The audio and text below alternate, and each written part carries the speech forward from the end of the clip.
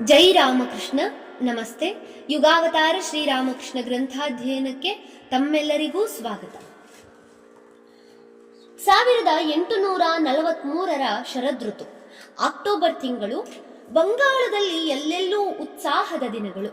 ಬಂಗಾಳದ ಅತಿ ಪ್ರಸಿದ್ಧ ಪರ್ವವಾದ ಶ್ರೀ ದುರ್ಗಾ ಪೂಜೆ ಬರುವುದು ಈ ತಿಂಗಳಲ್ಲೇ. ಕ್ಷುದಿರಾಮನ ಸೋದರಳಿಯನಾದ ರಾಮಚಂದ್ರ ತನ್ನ ವಕೀಲಿ ವೃತ್ತಿಯಿಂದ ಸಾಕಷ್ಟು ಸಂಪಾದಿಸುತ್ತಿದ್ದುದರಿಂದ ಅವನು ತನ್ನ ಮನೆಯಲ್ಲೂ ಶ್ರೀ ದುರ್ಗಾ ಪೂಜೆಯನ್ನು ತುಂಬಾ ಅದ್ಧೂರಿಯಾಗಿಯೇ ನಡೆಸಿಕೊಂಡು ಬರುತ್ತಿದ್ದ. ಆ ದಿನಗಳಲ್ಲಿ ಅವನ ಮನೆಯಲ್ಲಿ ಶ್ರೀ ದುರ್ಗೆಯ ಮುಂದೆ ಸಂಗೀತ, ಸಂಕೀರ್ತನೆ, ಭಜನೆಗಳ ಮಧುರ ನಿನಾದ ಮೊಳಗುತ್ತಿತ್ತು. ಇಷ್ಟೇ ಅಲ್ಲ, ಬ್ರಾಹ್ಮಣರಿಗೆ ಭೂರಿ ಊಟ ಹಾಗೂ ಮೈತುಂಬ ಬಟ್ಟೆಗಳ ವಿತರಣೆ, ಇವುಗಳಿಂದ ಅವನ ಮನೆಯಲ್ಲಿ ಒಂದು ಆನಂದದ ಲಹರಿಯೇ ಏಳುತ್ತಿತ್ತು. ಬಡವರ ಉದರಕ್ಕೆ ಆನಂದವಾದರೆ ರಾಮಚಂದ್ರನ ಹೃದಯಕ್ಕೆ ಆನಂದ. ಪ್ರತಿ ವರ್ಷವೂ ಅವನು ಈ ಆನಂದದಲ್ಲಿ ಪಾಲ್ಗೊಳ್ಳಲು ತನ್ನ ಪ್ರಿಯ ಸೋದರ ಮಾವನಾದ ಕ್ಷುದಿರಾಮನನ್ನು ಆಹ್ವಾನಿಸಿ ಕೆಲ ದಿನ ತನ್ನ ಮನೆಯಲ್ಲೇ ಇರಿಸಿಕೊಳ್ಳುತ್ತಿದ್ದ. ಈ ವರ್ಷವೂ ಕೂಡ ಶ್ರೀ ದುರ್ಗಾ ಪೂಜೆಯ ವೇಳೆಗೆ ಅವನನ್ನು ಅವನ ಮನೆಯವರೆಲ್ಲರನ್ನೂ ಆಹ್ವಾನಿಸಿದ. ಕ್ಷುದಿರಾಮನಿಗೆ ಈಗ ಸುಮಾರು 68 ವರ್ಷ ವಯಸ್ಸು.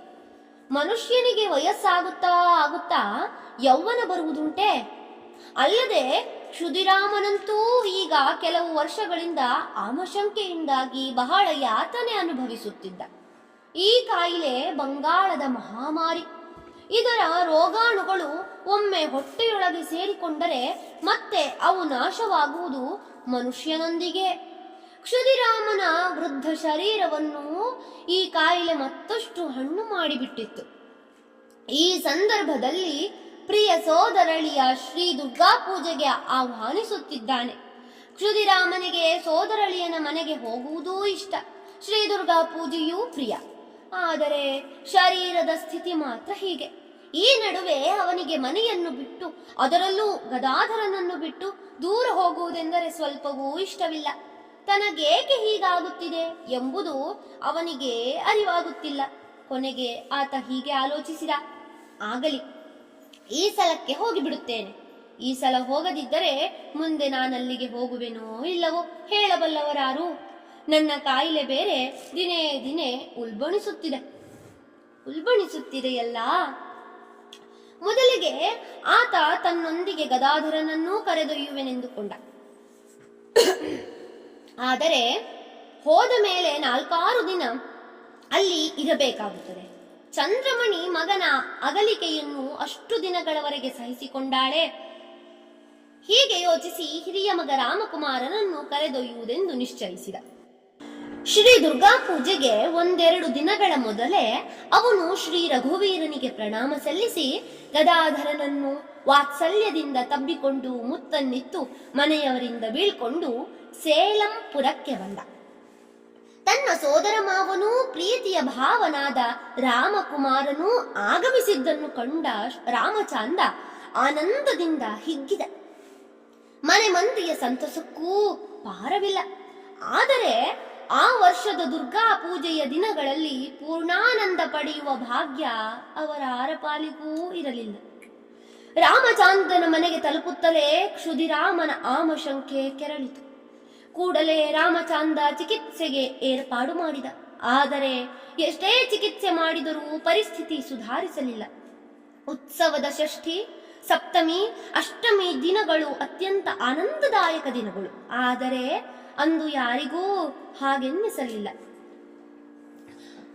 ರಾಮ ನವಮಿಯ ದಿನ ಬಂದಿತು. ಕ್ಷುದಿರಾಮನ ಕಾಯಿಲೆ ಇನ್ನಷ್ಟು ಉಲ್ಬಣಿಸಿತು. ರಾಮಚಂದ್ರ ಅತ್ಯಂತ ವಿಚಕ್ಷಣರಾದ ವೈದ್ಯರನ್ನು ಕರೆಯಿಸಿದ. ಹೇಮಾಂಗಿನಿ ಹಾಗೂ ರಾಮಕುಮಾರರ ನೆರವಿನೊಂದಿಗೆ ಪ್ರಿಯ ಸೋದರ ಮಾವನ ಸೇವಾ ಶುಶ್ರೂಷೆ ಮಾಡಿದ. ಆದರೂ ಕ್ಷುದಿರಾಮನ ಕಾಯಿಲೆಯಲ್ಲಿ ಗುಣ ಕಂಡು ಬರಲಿಲ್ಲ.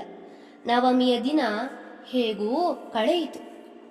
ಇಂದು ವಿಜಯದಶಮಿ, ಹಿಂದೂಗಳ, ಅದರಲ್ಲೂ ಬಂಗಾಳಿಗಳ ಅತ್ಯಂತ ಸಂಭ್ರಮದ ದಿನ. ತಾಯಿ ದುರ್ಗೆಯ ವಿಗ್ರಹವನ್ನು ಗಂಗೆಯಲ್ಲಿ ವಿಸರ್ಜನೆ ಮಾಡಿ ಅವಳನ್ನು ತಮ್ಮ ತಮ್ಮ ಹೃದಯದಲ್ಲಿ ಪ್ರತಿಷ್ಠಾಪಿಸಿಕೊಳ್ಳುವ ಸುದಿನ. ಮಾತೆಯೊಂದಿಗೆ ಮಕ್ಕಳು ಒಂದಾಗುವ ದಿನ. ಆದರೆ ಕ್ಷುದಿರಾಮ ಎಷ್ಟು ಬಳಲಿದ್ದರೆಂದರೆ ಮಾತನಾಡಲೂ ಶಕ್ತಿ ಉಳಿದಿರಲಿಲ್ಲ. ಶ್ರೀ ದುರ್ಗೆಯ ವಿಗ್ರಹವನ್ನು ಮಂಗಳವಾದ್ಯಗಳೊಂದಿಗೆ ನದಿಗೆ ಕೊಂಡೊಯ್ದು ಭಕ್ತಿಯಿಂದ ಹಾಗೂ ವ್ಯಥೆಯಿಂದ ಜಲ ವಿಸರ್ಜನೆ ಮಾಡಿದ ಕೂಡಲೇ ರಾಮಚಂದ್ರ ಕ್ಷುದಿರಾಮನ ಬಳಿಗೆ ಓಡಿ ಬಂದು ನೋಡಿದ. ಪ್ರಾಣೋತ್ಕ್ರಮಣ ಕಾಲ ಸನ್ನಿಹಿತವಾಗಿದೆ. ಬಹಳ ಹೊತ್ತಿನಿಂದಲೂ ಕ್ಷುದಿರಾಮ ಅದೇ ಸ್ಥಿತಿಯಲ್ಲಿ ಇದ್ದ. ಬಹುಶಃ ಯಾವುದೋ ಒಂದು ಮುಹೂರ್ತಕ್ಕಾಗಿ ಕಾಯುತ್ತಿದ್ದಿರಬೇಕು. ರಾಮಚಂದ್ರ ಕಣ್ಣೀರಿಳಿಸುತ್ತಾ ಹೇಳಿದ, ಮಾವ, ನೀನು ಯಾವಾಗಲೂ ರಘುವೀರನ ನಾಮೋಚ್ಚಾರ ಮಾಡುತ್ತಿದ್ದವನು, ಇಂದೇಕೆ ಸುಮ್ಮನಿರುವೆ? ಪ್ರೀತಿಯ ಅಳಿಯನ ಸ್ವರ ಕಿವಿಗೆ ಬಿದ್ದ ಕೂಡಲೇ ಕ್ಷುದಿರಾಮ ಎಚ್ಚೆತ್ತು ಮೆಲ್ಲನೆ ನುಡಿದ, ಬಂದೆಯಾ ರಾಮಚಂದ್ರ? ಶ್ರೀ ದುರ್ಗೆಯ ವಿಗ್ರಹವನ್ನು ಜಲ ವಿಸರ್ಜನೆ ಮಾಡಿ ಆಯಿತು ತಾನೆ? ಹಾಗಾದರೆ ಎಲ್ಲಿ? ನನ್ನನ್ನು ಎತ್ತಿ ಕುಳ್ಳಿರಿಸು. ರಾಮಚಂದ್ರ, ಹೇಮಾಂಗಿನಿ, ರಾಮಕುಮಾರ ಸೇರಿ ಕ್ಷುದಿರಾಮನಿಗೆ ಕುಳಿತುಕೊಳ್ಳಲು ನೆರವಾದರು.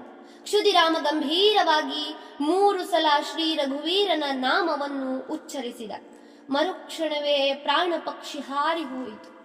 ಬಿಂದು ಸಿಂಧುವಿನಲ್ಲಿ ಸೇರಿ ಒಂದಾಯಿತು. ಶ್ರೀ ರಘುವೀರ ತನ್ನ ಪ್ರಿಯ ಭಕ್ತನ ಪ್ರಾಣವನ್ನು ತನ್ನ ಮಹಾಪ್ರಾಣದಲ್ಲಿ ಲಯಗೊಳಿಸಿಕೊಂಡು ಅವನನ್ನು ಅಮರನನ್ನಾಗಿಸಿದ. ನಟ್ಟ ನಡು ರಾತ್ರಿಯಲ್ಲಿ ಆ ಗ್ರಾಮ ಭಗವನ್ನಾಮ ಸಂಕೀರ್ತನೆಯ ನಿನಾದದಿಂದ ತುಂಬಿ ಹೋಯಿತು. ಕ್ಷುದಿರಾಮನ ಕಳೇಬರವನ್ನು ಹೊತ್ತು ಮೆರವಣಿಗೆಯಲ್ಲಿ ಸಾಗಿದರು. ನದಿಯ ದಡದಲ್ಲಿ ಚಿತೆ ನಿರ್ಮಿಸಿದರು. ಹಿರಿಯ ಮಗ ರಾಮಕುಮಾರ ಅಗ್ನಿಸ್ಪರ್ಶ ಮಾಡಿದ. ಶ್ರೀರಾಮನ ಹಾಗೂ ಶ್ರೀ ದುರ್ಗೆಯ ನಾಮಗಳನ್ನು ಘೋಷಿಸುತ್ತಿದ್ದಂತೆ ಕ್ಷುದಿರಾಮನ ಶರೀರ ಅಗ್ನಿಗಾಹುತಿಯಾಯಿತು. ಮರುದಿನ ಈ ದಾರುಣ ವಾರ್ತೆ ಕಾಮಾರಪುರವನ್ನು ಮುಟ್ಟಿತು. ಕ್ಷುದಿರಾಮನ ಜೋಪಡಿ ದುಃಖದಿಂದ ತುಂಬಿ ಹೋಯಿತು. ರಾಮಕುಮಾರ ಮನೆಗೆ ಹಿಂದಿರುಗಿ ಶಾಸ್ತ್ರೋಕ್ತ ಕರ್ಮಗಳನ್ನೆಲ್ಲ ಮಾಡಿ ಮುಗಿಸಿದ. ಸೂತಕ ಕಳೆದ ಮೇಲೆ ಒಂದು ಹೋರಿ ಕರುವನ್ನು ಬಸವನಾಗಿ ಬಿಡಲಾಯಿತು. ಬ್ರಾಹ್ಮಣರಿಗೆ ಭೋಜನವಿಕ್ಕಿ ತೃಪ್ತಿಪಡಿಸಲಾಯಿತು. ಈ ಖರ್ಚಿನಲ್ಲಿ ದೊಡ್ಡ ಪಾಲನ್ನು ರಾಮಚಂದ್ರ ವಹಿಸಿಕೊಂಡ. ಧನ್ಯವಾದಗಳು.